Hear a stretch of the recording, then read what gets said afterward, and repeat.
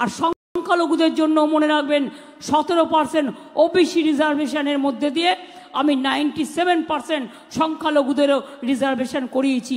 সুতরাং কেউ কারো গায়ে হাত দেবে না, দেওয়ার ক্ষমতা নেই, এটা প্রধানমন্ত্রী জানা উচিত ছিল।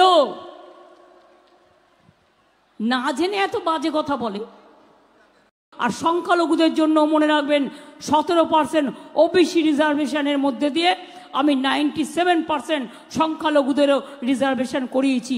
সুতরাং কেউ কারো গায়ে হাত দেবে না, দেওয়ার ক্ষমতা নেই, এটা প্রধানমন্ত্রী জানা উচিত ছিল।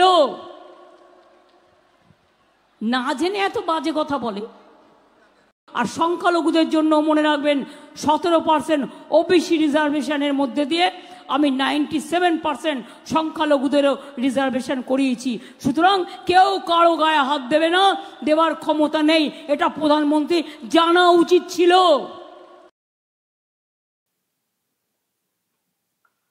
দর্শক শুনলেন, এটা গতকালকের বক্তব্য।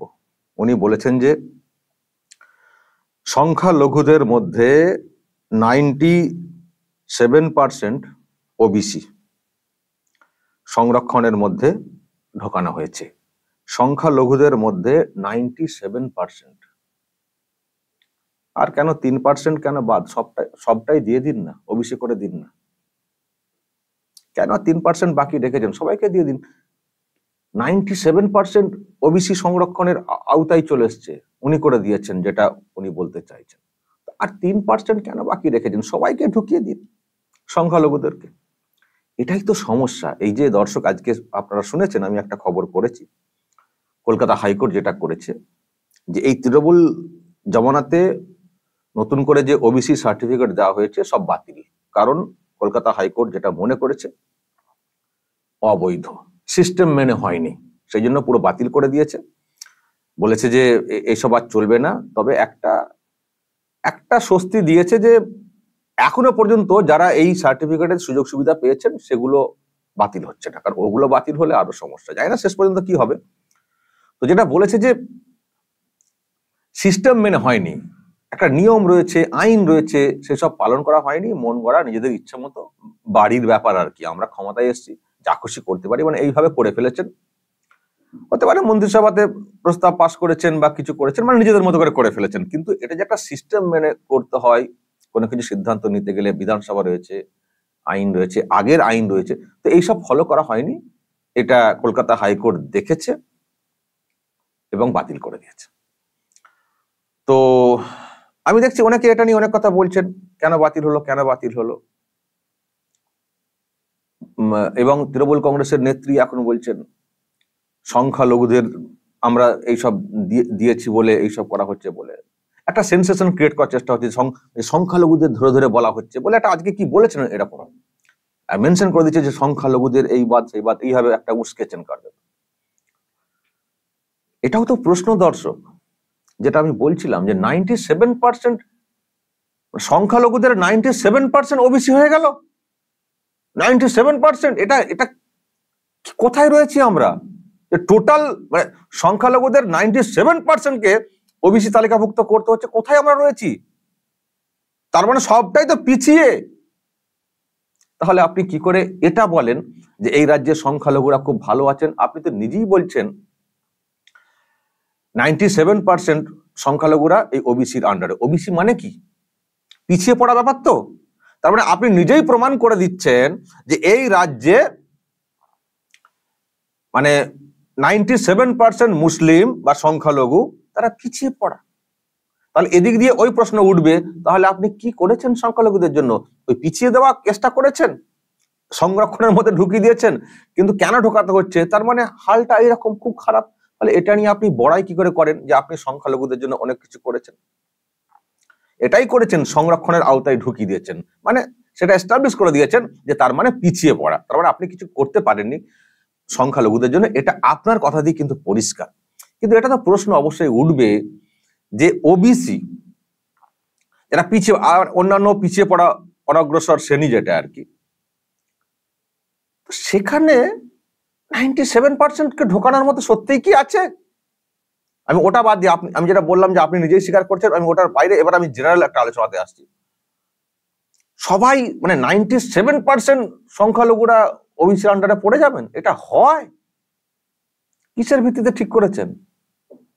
আমি শুনছিলাম, এখন তো আবার এটা তো দর্শক জানেন আপনারা, যখনই বিপদে পড়ে যান তখন দেখবেন দায় সব ঝেড়ে ফেলে দেন। আজকে বলেছেন একটি জায়গাতে, আমি ছিলাম না, ওই তখন উপেন বিশ্বাস ছিলেন, উনি করেছেন, উনি এরকম, এখন উপেন বিশ্বাসের দিকে ঠেলে দিয়েছেন, দিয়ে আবার নিজেও কিছু কথা বলেছেন, এই করেছি, মন্ত্রিসভাতে পাস হয়েছিল বলে আবার নিজে স্বীকারও করেছেন। তো যাই হোক, যেই করুন না কেন, যেটা আমি শুনছিলাম উপেন বিশ্বাসের একটা বক্তব্য শুনছিলাম, বলছে যে একটা ক্যাটাগরি করা হয়েছিল 10-10-10, 30 নম্বরের। 10 হচ্ছে শিক্ষার কতটা কি আছে, মানে খতিয়ে দেখার ক্ষেত্রে যে কাদেরকে তালিকাভুক্ত করা হবে। তো শিক্ষাটা দেখা হতো 10 নম্বরের মধ্যে, যদি শিক্ষার দিকে ঝোঁক থাকে, অর্থ না থাকে, তাদেরকে আনা হবে। বা ওই সামাজিকভাবে স্ট্যাটাস আছে না, যে এই কমিউনিটির সঙ্গে ওই কমিউনিটির বিয়ে হবে না, এই ছুতমার্গ যেগুলো আছে, এই ধরনের ব্যাপারগুলো দেখা হতো, সামাজিক স্ট্যাটাস আর কি। তো এইসব আর কি 3 ভাগে দেখা হতো, শিক্ষা, সামাজিক, ইকোনমি। 10-10-10, 30 নম্বর করে ক্যাটাগরি করে করার কথা। এখন সেটাও কিন্তু ওই মন গড়া করে সিদ্ধান্ত নিলে কিন্তু হবে না। ওই নবান্নে বসে, রাইটার্সে বসে সিদ্ধান্ত নিয়ে ফেলা, এটা হয় না। এত বড় একটা সিদ্ধান্ত নতুন করে ঢোকানো, একটা ক্যাটাগরিতে আনার আগে থেকে নিয়ম রয়েছে। তুমি আবার যদি নিয়ম চেঞ্জ করো, নতুন কোনো নিয়ম অ্যাড করো, প্রপার সিস্টেমে কাজ করতে হবে। বিধানসভাতে নিয়ে আসা, প্রস্তাব পাস করানো, রাজ্যপালের সই করা, বা আরো সব, একটা যে কোনো ঘরোয়া ব্যাপার নাকি যে কালীঘাটে বসে সিদ্ধান্ত নিয়ে ফেললাম। তো যেটা করা হচ্ছে, বলা হয়েছে সেই সময়, প্রথমে তো কলকাতা হাইকোর্টে যেটা বলা হচ্ছে যে নিয়ম মেনে হয়নি, ইন্ট্রোডিউস যেটা করা হয়েছে সেটা নিয়ম মেনে হয়নি। আর দ্বিতীয়ত যেটাই বা ওখানে করা হয়েছে সেটা খুব ফলো করা হয়নি। সেটাকে যদি ফলো করা হতো তাহলে আর যাই হোক 97% সংখ্যালঘুদের ওবিসির আন্ডারে আসতো না। এটা বাস্তবসম্মত নয়। তার মানে কত গজামিল হয়েছে। শুধু দুয়ারে সরকার ক্যাম্প, অ্যাপ্লাই করুন, করলেই সার্টিফিকেট। এবং দেখবেন সেটা নিয়ে খুব বলা হয়, দুয়ারে সরকার ক্যাম্পে মানুষ সরকারি সুযোগ সুবিধা পাওয়ার জন্য যাবেন, কিন্তু আমি দেখি তৃণমূল কংগ্রেস তথা মুখ্যমন্ত্রী বারবার যেটা প্রচার করতেন, সার্টিফিকেট পেয়েছেন তো, দুয়ারে এত সার্টিফিকেট দেওয়া হয়েছে, শুধু সার্টিফিকেট দেওয়ারই খতিয়ান দিতেন। এত সার্টিফিকেট ইস্যু করা হয়েছে, এত ওবিসি সার্টিফিকেট ইস্যু করা হয়েছে, আরো অন্যান্য সার্টিফিকেট ইস্যু করা হয়েছে, শুধু সার্টিফিকেট ইস্যুরই খবর উনি বলতেন, পরিসংখ্যান দিতেন, এবং সেটাকে নিয়ে বড় বড় করে প্রচার করা হতো। এখন বুঝতে পারছি এ সার্টিফিকেট কি সার্টিফিকেট, সব অবৈধ সার্টিফিকেট। তো মন গড়া একটা, মানে ভোট পলিটিক্সের সার্টিফিকেট, খুশি করার সার্টিফিকেট। এই সার্টিফিকেট দেওয়া হয়েছে মানে যথেচ্ছ হবে, যাকে পেরেছে, যে যা ম্যানেজ করতে পেরেছেন তাকে দেওয়া হয়েছে। কোনো নিয়মই ফলো করা হয়নি। যে নিয়মটা ওনারা বলার চেষ্টা করছেন এখন, সেটাও ফলো করা হয়নি। সেটা ফলো করা হলে 97% সংখ্যালঘুরা কখনো ওবিসির আন্ডারে আসতেন না। ফলে যা ইচ্ছা তাই, সব মন গড়া ঘরোয়া ভেবে যা খুশি তারা করে ফেলেছেন। এবার মজাটা দর্শক দেখুন, যেটা আমি সংখ্যালঘুদেরকে বুঝতে বলবো। সংখ্যালঘুরা গদগদ, দিদি আমাদের ওবিসি এ ক্যাটাগরিতে সবাইকে এনে দিয়েছেন, খুব গদগদ। ওই যে উনি বলছেন 97%, খুব গদগদ, ওহ কি কাজ করেছেন দিদি। আচ্ছা, 97% কে সংখ্যালঘুর এই ওবিসির আন্ডারে ঢুকিয়ে দিয়ে কি হয়েছে? টোটাল কমিউনিটির কি লাভ হয়েছে? 97% ঢুকিয়ে দিয়ে টোটাল কমিউনিটির কি লাভ হয়েছে? আসন সংখ্যা তো নির্দিষ্ট। এই যে উনি বললেন 17% ওবিসির রিজার্ভেশন কোটা থাকে, চাকরি অন্যান্য ক্ষেত্রে 17% ওবিসি ক্যাটাগরি থাকে রিজার্ভেশন। তার মধ্যে, যেটা আমি খুব যদি ভুল না করি, দর্শক শুধরে দেবেন আমাকে, ওবিসি এ, ওবিসি বি, দুটো ক্যাটাগরি আছে কিন্তু ওবিসির মধ্যে। তো এই টোটাল হচ্ছে 17% সংরক্ষণ। এই 17%-এর মধ্যে ওবিসি এ হচ্ছে 10%, ওবিসি বি হচ্ছে 7%। তো এই সংখ্যালঘুরা এই ওবিসি এর মধ্যে পড়েন, মানে 10% সংরক্ষণের মধ্যে পড়ে।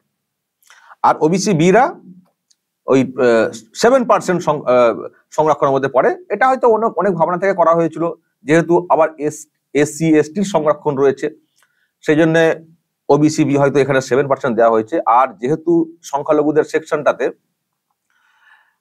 যেহেতু আর অন্য এসটি এসসির মধ্যে পড়ে না, সেখানে হয়তো ওই জন্য ওবিসি এ ক্যাটাগরির জন্য 10% সংরক্ষণ করে রাখা হয়েছিল 17%-এর মধ্যে। বুঝতে পারছেন? মানে ওবিসির টোটাল সংরক্ষণ হচ্ছে 17%, 17, তার মধ্যে 10 হচ্ছে ওবিসি এ, বাকি 7 হচ্ছে ওবিসি বি। তো এই সংখ্যালঘুরা ওবিসি এর মধ্যে পড়ে। এখন দর্শক, আমি ওবিসি যারা এর মধ্যে আছেন তাদের জন্য বলবো, সবাইকে তো দিদি ঢুকিয়ে দিয়েছেন, সার্টিফিকেট বড় বড় করে চোতা ধরিয়ে দিয়েছেন, আপনি ওবিসি, তো আপনার কি হচ্ছে? আপনার কি হচ্ছে বলতে আপনি হয়তো বলবেন সবাই হবে, কিন্তু টোটাল কমিউনিটির কি লাভ হচ্ছে? ধরুন 10টা চাকরি, 10টা চাকরিতে আগে ওবিসি এ ক্যাটাগরিতে হয়তো 30 জন পরীক্ষায় বসতেন, 30 জন, তার মধ্যে 10 জন চাকরি পেতেন। তো এখন সেই 10 জন চাকরির 10টা পোস্টের জন্য এখন 3000 জন পরীক্ষা দিচ্ছেন সংখ্যালঘুদের, চাকরি কিন্তু সেই 10 জনই পাচ্ছেন। তাহলে আগে সংরক্ষণ যখন কম ছিল, সবাইকে যখন ঢোকানো হয়নি এইরকম 97%, তখনও সংখ্যালঘুদের এই ওবিসি এ কিন্তু মানে এগুলো কিন্তু ইনি চালু করেছেন, বিষয়টা এরকম নয়, আগে থেকেই ছিল, কিন্তু ইনি যেটা করেছেন সবাইকে ঢুকিয়ে দিয়েছেন, লাইন ধরে ঢুকিয়ে দিয়েছেন, সব শেখ ফেক সব ঢুকে গেছে, সব ঢুকিয়ে দিয়েছেন। তো যেটা হয়েছে, যদি আপনি টোটাল সংখ্যালঘুদের ডেভেলপমেন্টের ব্যাপারটা যদি ভাবেন, তাতে কিন্তু কিছু লাভ হয়নি, কারণ চাকরির কোটা তো সেম। সংখ্যালঘুদের দ্বারা যে ওবিসি যে সেকশনটা আসছে, তার যে কোটা চাকরির, সেটা তো একটা ফিক্সড, সেটা 10টা পোস্ট, 10টা পোস্টই। এবার যেহেতু সবাইকে ঢুকিয়ে দিয়েছে, সেখানে কম্পিটিশনটা বেড়ে গেছে। 10টা পোস্টের জন্য আগে হয়তো 30 জন পরীক্ষায় বসতেন, এখন 3000 বা 3 লাখ বসবেন। তবে বসলে কাদের চাকরি হবে সেটা মুশকিল, কোটাতে তো এমনিতে হবে না, মাল লাগবে, যতই কোটা হোক রিজার্ভেশন হোক, মাল না ছাড়লে চাকরি হওয়া কিন্তু খুব মুশকিল, এটা অনেকে বলেন। তো এই হচ্ছে বিষয়, ওবিসি ক্যাটাগরিতে সবাইকে সার্টিফিকেট দিয়ে সবাই গদগদ, কিন্তু যদি টোটাল এই কমিউনিটি ডেভেলপমেন্ট নিয়ে যদি কেউ ভাবেন, তাদের কিন্তু মানে উৎফুল্ল হওয়ার কোনো কিছু ব্যাপার নেই, কারণ পোস্ট কিন্তু নির্দিষ্ট, চাকরি বা পড়াশোনা যেখানে যা সুযোগ সুবিধা, পোস্ট কিন্তু নির্দিষ্ট, ওখানেই শৃঙ্খলা মাথা খোঁড়াখুড়ি সবাই মিলে, যত সংখ্যালঘু 97% সবাই মাথা খোঁড়াখুড়ি করবে ওটার মধ্যে ঢুকতে, আলটিমেট টোটাল কমিউনিটির কিন্তু লাভ হয়নি, ওটা একই রয়ে গেছে। ফলে এটা হচ্ছে ভোট পলিটিক্স। আর সবাইকে ঢোকাতে গিয়ে যাদের সত্যিকারের যোগ্য, যাদেরকে চাকরিতে দেওয়া দরকার, চাকরিও দেওয়া দরকার, তারা পাচ্ছেন না, তারা বঞ্চিত হয়ে যাচ্ছেন, ওই সবাইকে দিয়ে দিয়েছেন। এখন যাদের দরকার নেই এই ক্যাটাগরিতে রাখার, তারাও ঢুকে গেছেন। এবার যাদের দরকার, নিডি, তারা হয়তো সংরক্ষণের আওতায় চাকরি পেতেন, তারা পাচ্ছেন না, অন্যরা পেয়ে যাচ্ছেন। যাদের হয়তো দরকার ছিল না এই সংরক্ষণের আওতাতে এসে চাকরিটা নেওয়ার, তারা জেনারেল ক্যাটাগরিতে যেতে পারতেন, বা তাদের পরিবারের অবস্থা ভালো, তারা ঢুকে পড়ছেন। এতে করে অনেকে মানে নিডি যারা, তারা বঞ্চিত হচ্ছেন। ফলে এটা লাভ হচ্ছে না, এটা টোটাল কমিউনিটির কখনো উন্নতি হতে পারে না, টোটাল কমিউনিটির আবার কখনো উন্নতি হতে পারে না। উনি আবার গর্ব করে বলছেন 97% লোককে ঢুকিয়ে দিচ্ছে। আমি আবার বলছি, তার মানে আপনি এটাও ঘুরিয়ে বলছেন, তার মানে 97% সংখ্যালঘুরা খুব খারাপ অবস্থায় রয়েছে, পিছিয়ে পড়া শ্রেণী। তার মানে আপনার রাজ্যে 97% সংখ্যালঘু পিছিয়ে পড়া, তারা আপনি সংখ্যালঘুদের জন্য কিছু করেননি, এটাও কিন্তু ঘুরিয়ে প্রমাণ হচ্ছে আপনার এই এতে অবস্থান। তো এটাই দর্শক বলছিলাম যে আলটিমেটলি কিছু হয়নি। আর এই যে করতে গিয়ে নিয়ম মানা হয়নি, নিয়ম ফলো করা হয়নি। আমরা সব সময় চাই যা হবে নিয়ম ফলো করে হবে, আর যোগ্যদের সুযোগ সুবিধা দিতে হবে। সবাইকে ভিড়ের মধ্যে ঢুকিয়ে দিয়ে আপনি হয়তো ভোট পলিটিক্স করলেন, সবার ভোটটা পাবো এই আশাতে, আর সবাই সার্টিফিকেট নিয়ে চলে গেলেন বাড়িতে। কি করছেন নিয়ে গিয়ে? এত লোককে তো ওবিসি এ ক্যাটাগরি তো করে দেওয়া হয়েছে। দর্শক বলুন তো, যারা আছেন আমার ওবিসি এ ক্যাটাগরির, কতজন সুযোগ সুবিধা পেয়েছেন, কতজন চাকরি পেয়েছেন? সার্টিফিকেট নিয়ে কি করছেন? ধুয়ে খেতেন, ধুয়ে কি করছেন সার্টিফিকেট নিয়ে বাড়িতে নিয়ে গিয়ে? কোনো লাভ হয়েছে আপনাদের এই সার্টিফিকেটটা নিয়ে? আপনাকে একটা স্ট্যাম্প মেরে দিয়েছে আপনি এক ক্যাটাগরির ওবিসি, পিছিয়ে পড়া, তার লাভ কি হয়েছে তো আপনার? সেটা পিছিয়ে তো রয়ে যাচ্ছেন, তো ধুয়ে খাচ্ছেন। তো কেন ওনার কথাতে এত উৎফুল্ল হয়ে যাচ্ছেন? ও ওবিসি করে দিয়েছেন, ওবিসি বাপ রে বাপ, দিদি অনেক করেছেন। মানে একজনকে বলছে তুমি গরিব, এটা বললেই আপনি খুশি হয়ে গেলেন, দিদি অনেক করেছেন। আপনাকে কেন উঠিয়ে আনবে তার কোনো পলিসি আছে? যাও তুমি গরিব, ও গরিব, ও গরিব, বা তুমি এই পিছিয়ে পড়া শ্রেণী, তুমি এই পিছিয়ে পড়া শ্রেণীর মধ্যে চলো, আমি দিচ্ছি একটাই রুটি, তোমরা ছিঁড়ে ছিঁড়ে খাও, পারলে খাও, নাহলে মাথা ঠুকে ঠুকে মরে যাও। কি লাভ হচ্ছে আমার? তো বিষয়টা বুঝতে হবে যে এটা কোনোটা নিয়ম মেনে হয়নি। কখনো অফিসারদের কিছু দিলে হয়ে যাচ্ছে ওবিসি, তারপরে তো অনেক কিছু ব্যবস্থা আছে, আপনারা জানেন, এখানে পয়সা ছাড়া তো কিছু হয় না। এবার আমি দর্শক একটা বিষয় দেখাবো, এই ওবিসি এটা দেখতে গিয়ে আমি একটা দেখছিলাম, জানেন তো, আমি একটা ওয়েবসাইট দেখছিলাম কলেজ সার্ভিস কমিশনের। ওখানে ওই প্রফেসরের যে একটা পরীক্ষা টরীক্ষা হয়ে একটা লিস্ট বেরিয়েছিল, আমি দেখছিলাম, তো দেখতে দেখতে আমি দেখছি যে এ বি কেমন করে দেওয়া আছে ওবিসি। তো দেখতে দেখতে আমার চোখে একটা নাম ঠেকেছে, আমি জানি না কে উনি। এই যে এটা কিন্তু ওয়েবসাইট, এটা বাংলার প্রফেসরের ব্যাপারে, মেরিট লিস্ট প্রফেশনাল। এটা তো রিজার্ভ নয়, রিজার্ভের আন্ডারে দেখুন, আমি দেখাবো, কারণ এগুলো তো হচ্ছে জেনারেল ক্যাটাগরি। এই যে ওবিসি এ, ওবিসি এর মধ্যে সংখ্যালঘুরা থাকে মূলত। সংখ্যালঘু মানে অনেকগুলো আছে কমিউনিটি। দেখুন শেখ সাবির হোসেন শেখ, আমি জানি না কি শেখ, নশ্বর শেখ বলে একটা আছে ওবিসি এর মধ্যে পরে বলা হয়েছে। এদের কি শেখ, এদের শেখ টেক গুলো তো জানি না, এটা হওয়ার কথা নয়, কি করে কি হয়েছে, এটা কি শেখ। তারপরে হোসেন, নাম যদিও দেখে বোঝা মুশকিল, নাম দেখে যদিও বোঝা খুব মুশকিল, এতটাই সবাই 97% ঢুকিয়ে দিলে আর কি বাদ রইলো, সবই তো ঢুকে গেছে। আমি দর্শক যেটা বলছিলাম, এখানে দেখতে দেখতে একটা নাম দেখলাম, এই যে 12 নম্বর, কি লেখা আছে দর্শক, শাবানা মোল্লা, প্রফেসরের চাকরির একটা নাম শাবানা মোল্লা, ওবিসি এ। তারপরে এগুলো সব ওবিসি বি অন্য সেকশনের, ওবিসি এগুলো সংখ্যালঘুর মধ্যে পড়ে। তো এখানে দেখতে পাচ্ছি একটা নাম শাবানা মোল্লা, ওই মানে লিস্ট আছে আর মেরিট লিস্ট যেটা, শাবানা মোল্লা। কোন মোল্লার মেয়ে দর্শক জানেন আপনারা? এবং তিনি কি সত্যিই ওবিসি এ ক্যাটাগরির হওয়ার যোগ্য?